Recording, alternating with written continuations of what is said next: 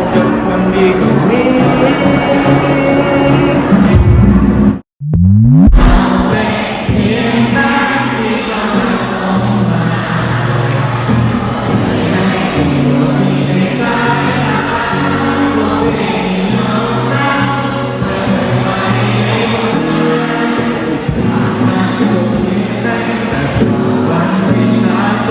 ที่เธอเดินให้เหมือนกับทุกคนเคยพยายามหาเข้าตาเข้าใจ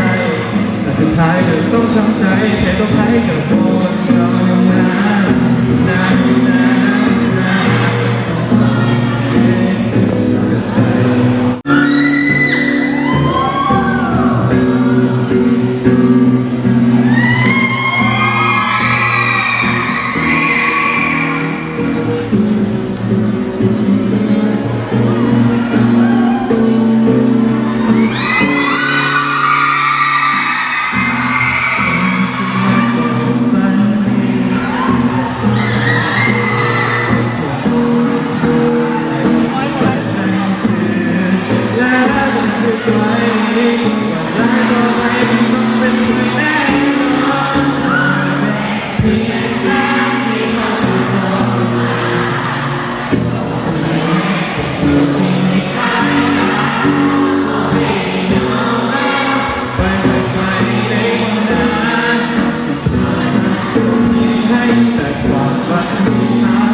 ที่เธอเดินให้มันกับทุกคน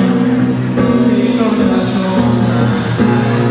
บอกเคยให้โอ้ที่ในสายตาโอ้ปี